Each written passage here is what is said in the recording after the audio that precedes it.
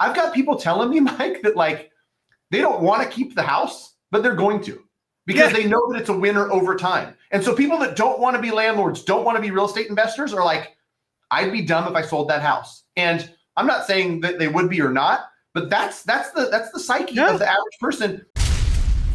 The election is over. We have been talking about the election in the United States causing a huge gap in activity.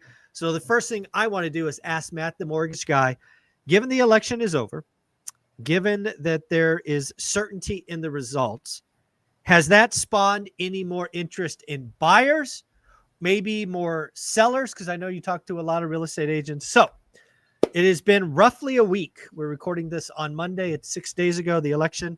Has anything changed, or is it still just this vacuumous nothingness going on?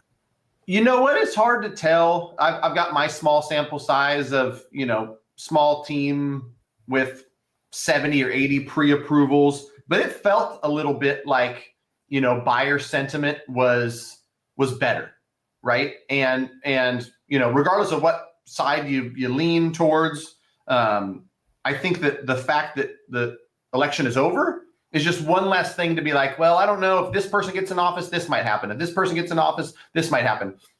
Like there's not as much uncertainty anymore. And so, over this past weekend, which we're talking mid-November, like it's not an action-packed time for real estate. I saw, and maybe for me locally, it's like it's 70 degrees and beautiful. Like it was nice this weekend. Yeah. That really helps, right? So I had agents reaching out to me. I had buyers that were like, I got to get pre-approved. I got to put an offer in on Sunday. And so it felt like a busier weekend, to be honest.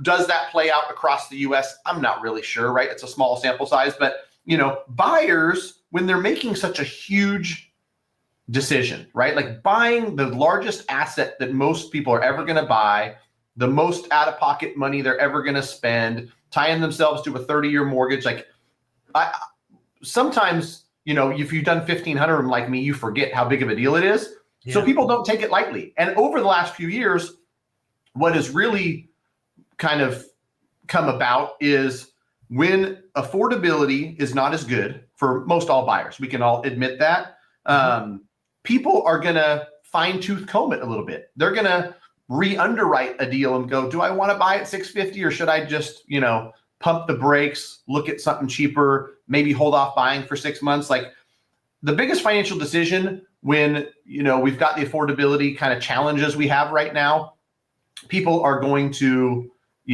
make certain this is the house I really want. And I think that, interest rates are the largest driver. The second largest thing is probably like overall buyer sentiment. I think people feel relatively good that the election's over, it's been decided. And, so I think it'll help the housing market, but, it's really interesting because again, we're just starting to get data. Logan Matashami from Housing Wire, Mike Simonson from Altos Research put out last week's data, and actually inventory fell almost 2% week on week. Right. So when I think about inventory falling, it's the end of the year. It normally happens. Let's not forget seasonality. So this is not abnormal, but a 2% decline is certainly more than normal. We also had less new listings last week than normal. Less pendings. It's like last week was clearly like lack of activity, but it'll be interesting to watch the next 3 or 4 weeks in the quote unquote slow season, if anything changes. And again, I want to read something that one of my followers said, which I think just goes to highlight that this buyer's markets that I've been calling about is real. So this is a shout out, Annie. This came from Annie. Does anyone feel like it just might be the beginning of a buyer's market? I made an offer on a home 1 month ago. I got a message back yesterday. They are finally willing to accept now. They're finally willing to accept. But now I'm thinking I will go for even less. Right? The buyer's market's here, man.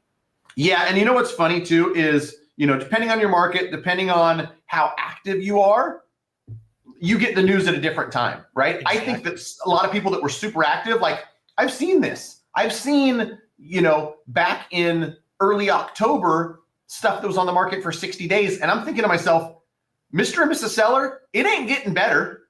No. As we get deeper in, if you think about Thanksgiving to Christmas, if you're listing a house, you have to sell. You don't choose to go out there and put a sign in your front yard and go, hey guys, I know you're busy with family. I know everything else is more important right now than buying a house, but like, come buy me, right? And so I think that, we're in the thick of it for a lot of people, like tons of one rental at a time people that I've talked to, in markets across the US where,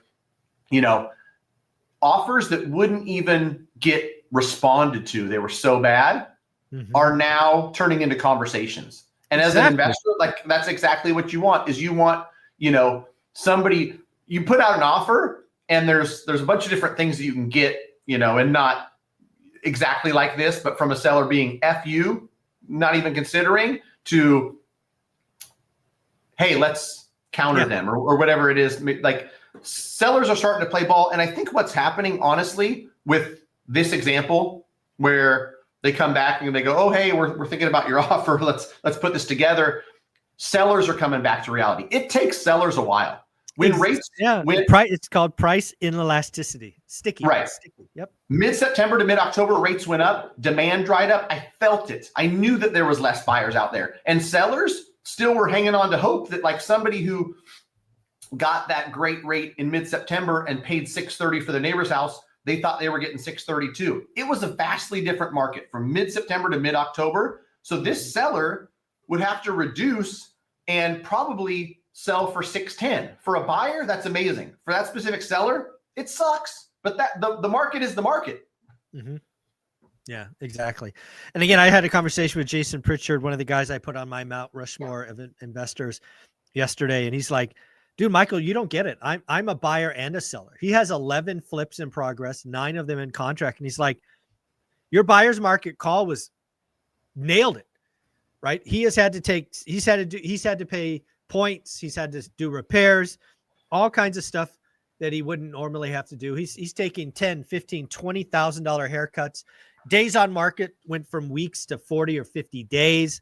He's now not waiting for offers. He's kind of interacting with the first one that comes through. Yeah. But that's on the seller side.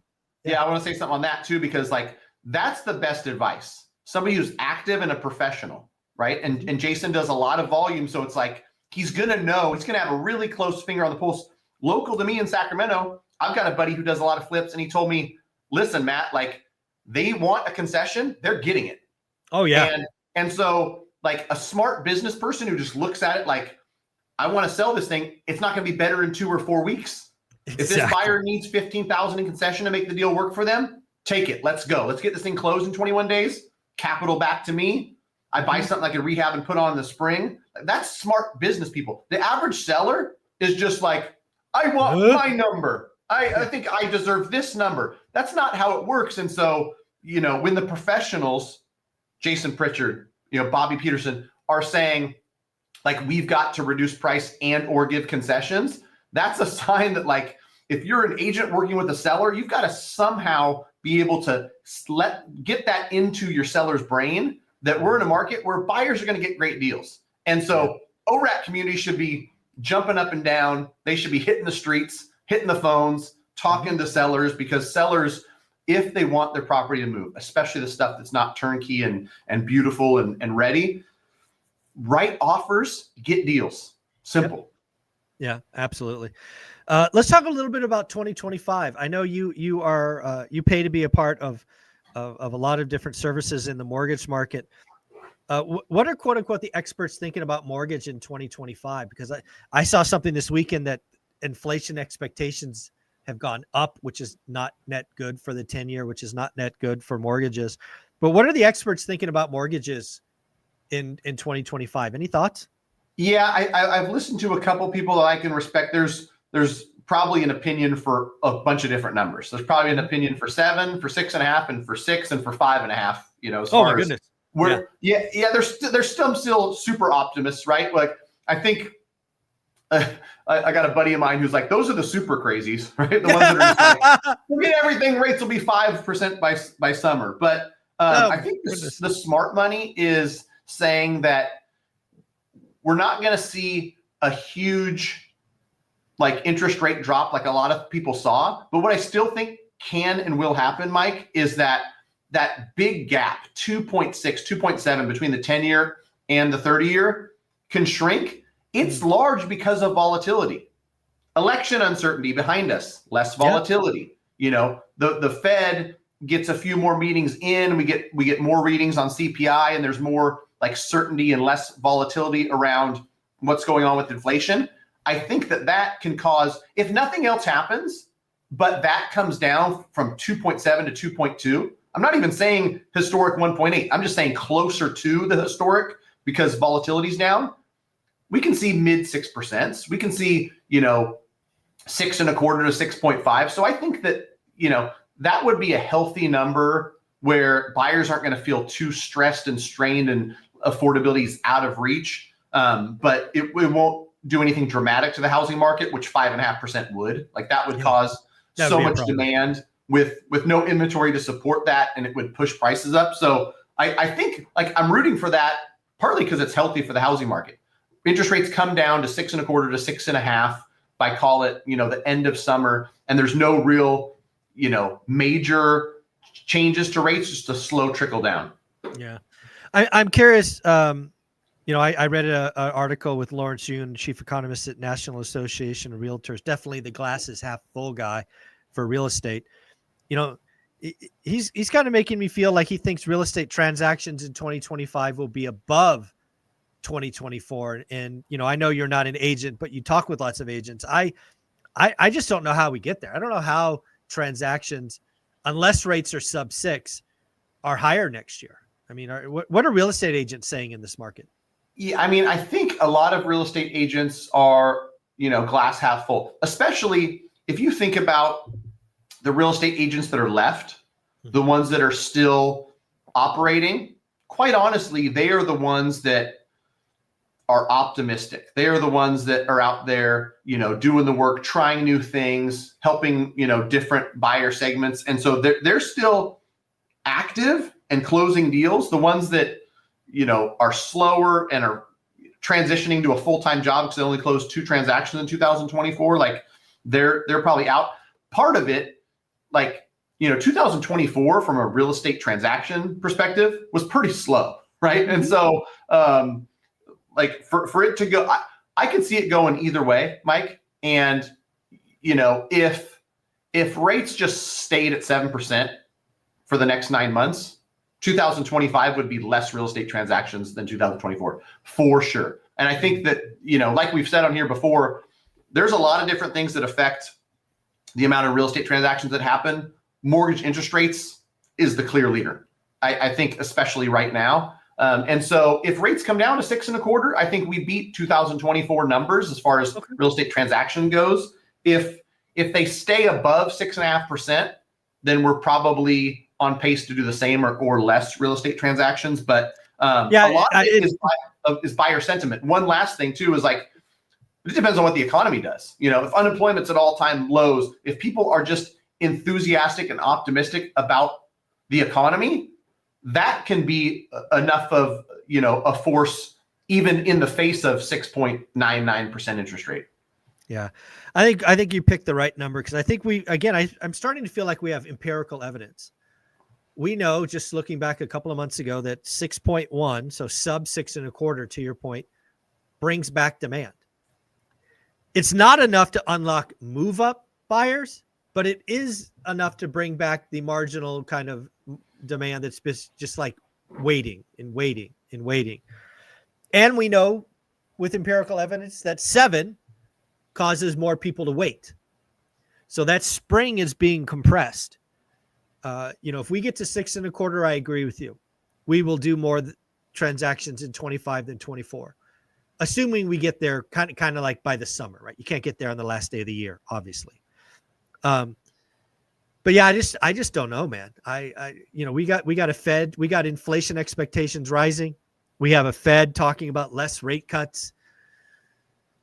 And something, what I thought about, Mike? I always have these conversations that live in my head, and then something kind of, you say something or somebody else says something and I go, you know what? I remember this conversation.